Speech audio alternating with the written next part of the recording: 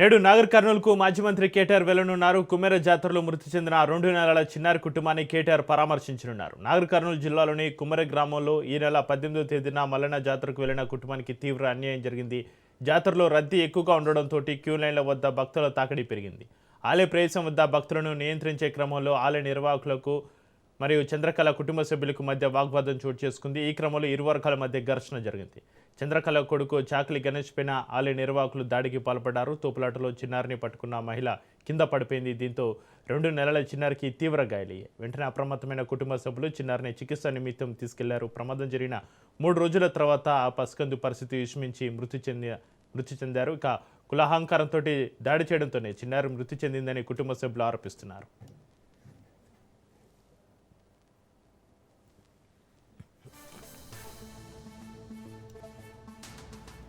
నేడు నాగర్ కర్నూలుకు మాజీ మంత్రి కేటీఆర్ వెళ్లనున్నారు. కుమ్మెర జాతరలో మృతి చెందిన 2 నెలల చిన్నారి కుటుంబాన్ని కేటీఆర్ పరామర్శించనున్నారు. నాగర్ కర్నూలు జిల్లాని కుమ్మెర గ్రామంలో ఈ నెల 18వ తేదీన మల్లన్న జాతరకు వెళ్లిన కుటుంబానికి తీవ్ర అన్యాయం జరిగింది. ఈ నేపథ్యంలో కేటీఆర్ పరామర్శించనున్నారు. దీనికి సంబంధించి మరింత సమాచారాన్ని మా ప్రతినిధి సైదులు ఫోన్లైన్లో అందిస్తారు. సైదులు, నేడు నాగర్ కర్నూలుకు మాజీ మంత్రి కేటీఆర్ పర్యటన సంబంధించి మీ దగ్గర ఉన్న అప్డేట్స్ ఏంటి?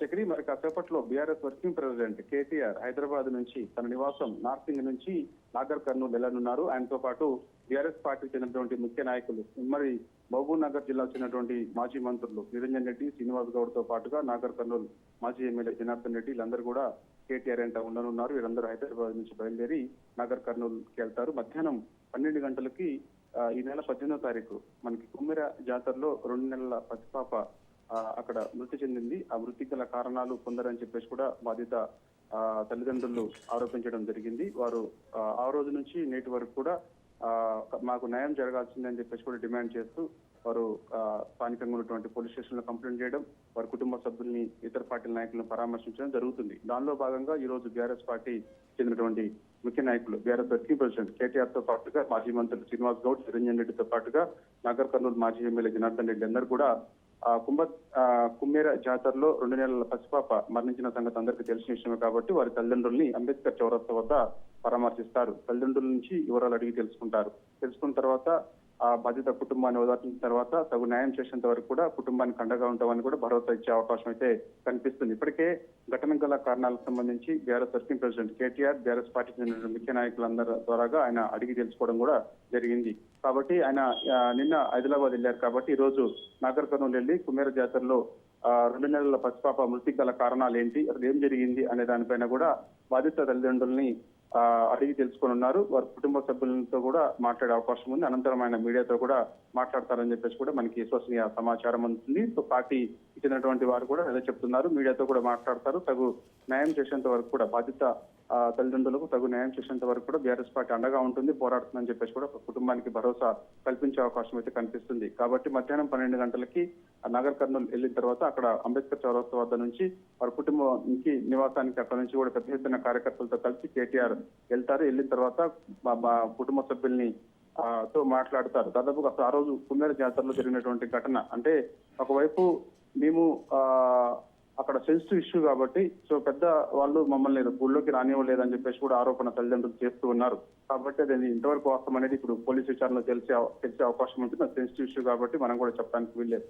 తర్వాత పోలీస్ విచారణ అసలు ఏం జరిగింది ఏంటి అనేది కూడా తెలిసే అవకాశం అయితే ఉంటుంది. కాబట్టి ప్రస్తుతం అయితే మాత్రం బాధిత తల్లిదండ్రులు మాత్రం ఒకటి ఆరోపణ చేస్తున్నారు, గుళ్ళోకి రాకూడదని చెప్పేసి అడ్డుకున్నారు. దానిలో భాగంగానే మమ్మల్ని అడ్డుకునే ప్రయత్నం చేశారు. కాబట్టి సో ఆ ఘర్షణలో భాగంగా మా పాప కింద పడి చనిపోయిందని చెప్పేసి కూడా బాధిత కుటుంబ తల్లిదండ్రులు ఆరోపణ చేస్తూ ఉన్నారు, పాపకు చెందినటువంటి తల్లిదండ్రులు. కాబట్టి అసలు ఏం జరిగింది ఏంటి ఆ రోజు 18వ తారీఖు రోజు కుమ్మేర మల్లన్న జాతరలో ఏం జరిగిందనే విషయాలన్నీ కూడా బీఆర్ఎస్ వర్కింగ్ ప్రెసిడెంట్ అడిగి తెలుసుకొని అక్కడే కూర్చొని అవసరమైతే నిరసన కూడా చేపట్టే అవకాశం ఉందని కూడా చెప్తున్నారు. బీఆర్ఎస్ వర్కింగ్ ప్రెసిడెంట్ కేటీఆర్ ఈ రోజు నగర్ కర్నూలు వస్తున్న సందర్భంగా పెద్ద ఎత్తున అక్కడ ఉన్నటువంటి పోలీసు బలగాలన్నీ కూడా మోహరించే అవకాశం ఉంది. ఎలాంటి అవాంఛనీయ ఘటనలో చోటు చేసుకోకుండా భారీ బందోబస్తు కూడా ఏర్పాటు చేసే అవకాశం అయితే ఉంటుంది. చక్రి, అయితే సైదులు, కేటీఆర్ న్యాయపరమైన సహాయం భరోసా ఇచ్చే అవకాశం ఏమైనా ఉందా సైదులు? ఖచ్చితంగా వాళ్ళకి బాధిత కుటుంబాన్ని ఆదుకోవడంతో పాటుగా న్యాయపరంగా వారికి అన్ని విధాలుగా అండగా ఉంటామని చెప్పేసి కూడా భరోసా కల్పించే అవకాశం బీఆర్ఎస్ వర్కింగ్ ప్రెసిడెంట్ కేటీఆర్ చేస్తారని చెప్పేసి కూడా పార్టీ వర్గాలు మనకి చెప్తూ వస్తున్నాయి. సో న్యాయపరంగా అంటే బీఆర్ఎస్ పార్టీ లీగల్ టీం వారికి అండగా ఉంది.